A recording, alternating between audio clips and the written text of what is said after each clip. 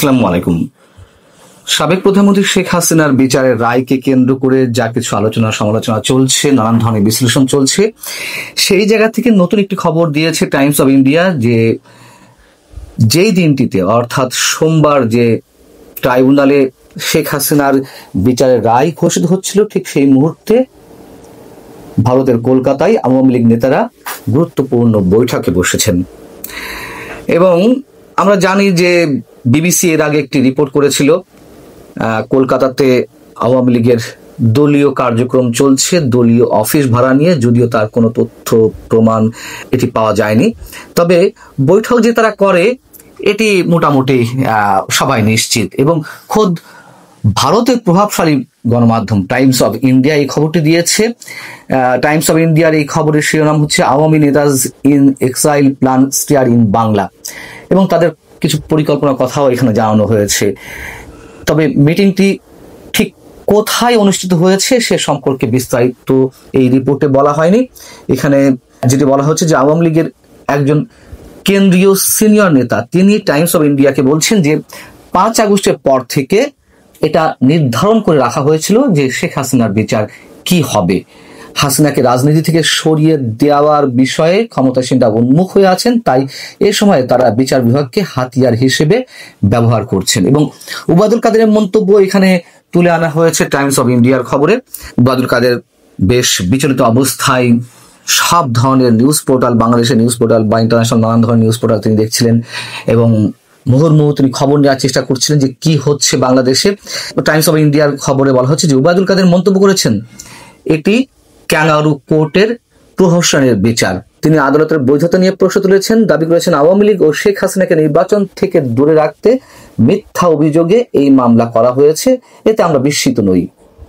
এবং তিনি এই রায়কে রাজনৈতিক প্রতিশোধ হিসেবে দেখছেন এবং 71-এ যে শক্তি পরাজিত হয়েছিল আমাদের মহান মুক্তিযুদ্ধ, সেই পরাজিত শক্তি তাদের প্রতিশোধ নিতেই এই ধরনের ব্যবস্থা করেছে। শেখ হাসিনা বিচার প্রক্রিয়া বিতর্কের সঙ্গে সম্পন্ন করেছে এবং বলা হচ্ছে যে কেন্দ্রীয় কমিটির যে নেতার বক্তব্য নাম প্রকাশ করা হয়নি, যার তার বক্তব্যের বরাদ্দে বলা হচ্ছে শেখ হাসিনার অনুপস্থিতিতে এবং তার পক্ষে আমরা যেসব আইনজীবীকে প্রস্তাব করেছিলাম তাদের কাউকে আদালতে উপস্থিত হওয়ার অনুমতি না দেওয়ার মাধ্যমে বিচার হয়েছে।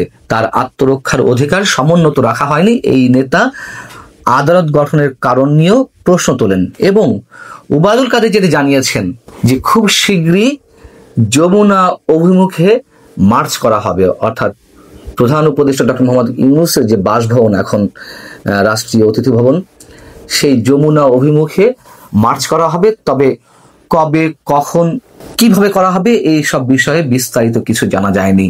তিনি বলছেন যে দেশে গণতন্ত্র ফেরাতে এটা হবে অত্যন্ত কঠোর এক আন্দোলন। এবং আওয়ামী লীগ যেভাবে এই বিচার প্রক্রিয়াকে একবারে প্রত্যাখ্যান করছে, তার যদি মৃত্যুদণ্ড না হয়ে 2 বছরের কারাদণ্ড হতো, আমরা জানি যে আওয়ামী লীগ প্রত্যাখ্যান করত। কিন্তু ইন্টারন্যাশনাল কমিউনিটির কি প্রতিক্রিয়া আমি আপনাদেরকে গতকালই জানিয়েছি যে আন্তর্জাতিক গণমাধ্যমে আন্তর্জাতিক নানান পর্যায়ে বিশ্লেষকরা কি ধরনের বক্তব্য মতামত দিচ্ছেন সে বিষয়ে বলেছি। আন্তর্জাতিক মানবাধিকার সংগঠনগুলো কি বলছে? অ্যামনেস্টি ইন্টারন্যাশনালের মহাসচিব অ্যাগনেস ক্যালামার্ড তিনি মন্তব্য করছেন 2024 সালের জুলাই আগস্টে যেই আন্দোলন হয়েছে, ছাত্র বিক্ষোভ হয়েছে, সেখানে যে ভয়াবহ মানবাধিকার লঙ্ঘন হয়েছে, তার অবশ্যই তার জন্য যারা দায়ী ব্যক্তিগতভাবে হোক অথবা যেভাবেই হোক, তাদের অবশ্যই স্বাধীন এবং সুষ্ঠু বিচারের মাধ্যমে তদন্ত ও বিচারের আওতায় আনতে হবে। কিন্তু এই বিচার ও রায় কোনোভাবেই ন্যায়সঙ্গত নয়। ভুক্তভোগীদের প্রয়োজন ন্যায় বিচার ও জবাবদিহিতা, অথচ মৃত্যুদণ্ড মানবাধিকার লঙ্ঘনকে আরো বাড়িয়ে তোলে।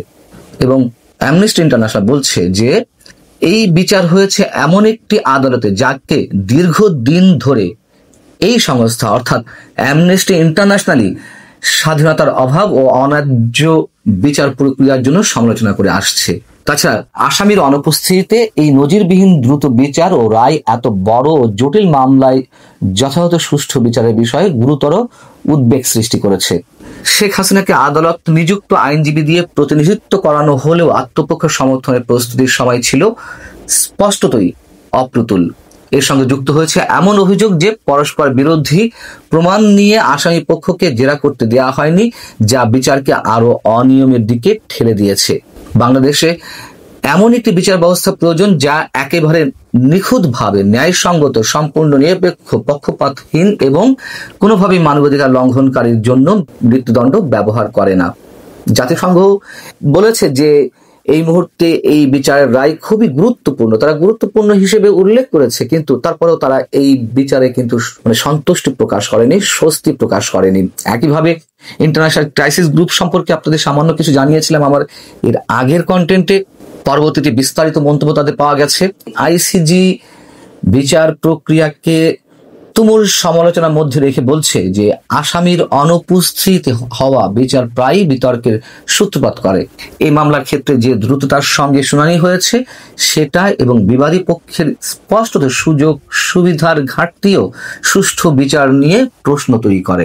এসব সমালোচনা বাংলাদেশের ফৌজদারি বিচার ব্যবস্থার দীর্ঘস্থায়ী চ্যালেঞ্জগুলোকে তুলে ধরেছে।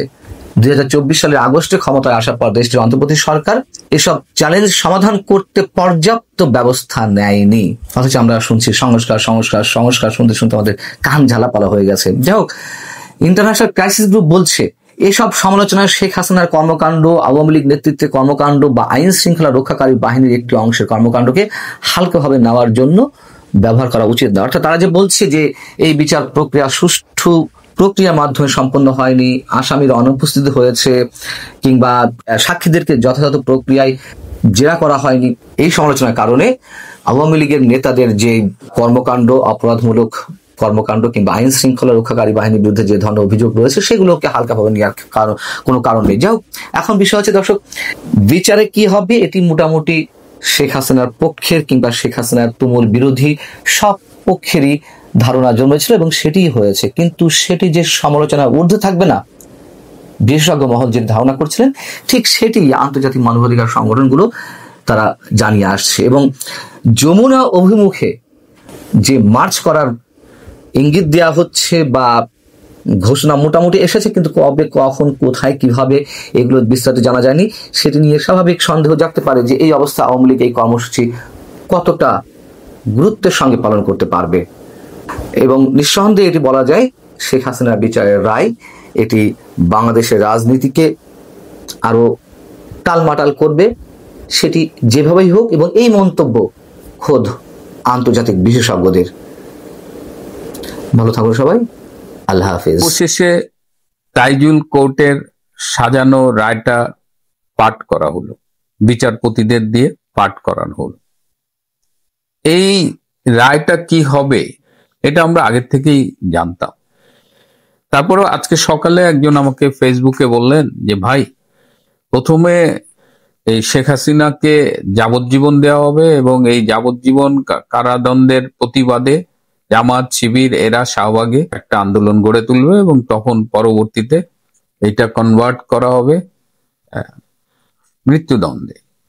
আমি বলেছিলাম যে ভাই, এত নাটক করার সময় তো তাদের হাতে নাই। এই যে নাটক, মানে কোথায় কার বিদায় ঘন্টা বাজছে, কার কাউন্টডাউন শুরু হয়ে গেছে, এটা আমরা যতটুকু জানি বা না জানি, এটা ডক্টর ইউনূস খুব ভালো করেই জানে। তাইজুল ছাত্র জীবনে যারে বলা হতো যে উঠতে ভুল বসতে ভুল, শিবিরের তাইজুল, সেই তাইজুল আজকে এই আইসিটিতে যেটা কাজটা করলো, এটার কনসিকুয়েন্স আপনারা খুব তাড়াতাড়ি পাবেন। আজকে সেটা নিয়ে বিস্তারিত কথা বলবো না। শুরুতে হলো একটা মামলা, একটা অবৈধ কোর্ট। এই কোর্টটা করা হয়েছিল 1971 সালে যুদ্ধ অপরাধ, মানবতা বিরোধী অপরাধ, এইসব যে মুক্তিযুদ্ধে এইসব অপরাধ সংঘটিত হয়েছিল তার বিচারের জন্য। সেটাকে একটা অবৈধ অধ্যাদেশের মাধ্যমে এই জুলাই আগস্টের যে জঙ্গি অভ্যুত্থান, সেখানকার বিভিন্ন কাল্পনিক বানোয়াট অভিযোগ এনে, মানে পুরো বিষয়টা ইল্লিগাল। আমি ইল্লিগাল বলছি তা না। এই কোর্টে একজন ব্রিটিশ আইনজীবী টবি ক্যাটম্যান, তিনি অ্যাডভাইজার হিসেবে আছেন। টবি ক্যাটম্যান নিজেই বলেছিলেন যে শেখ হাসিনার বিচার আমরা আন্তর্জাতিক অপরাধ আদালতে করি, সেটা নেদারল্যান্ডসের হেইগে।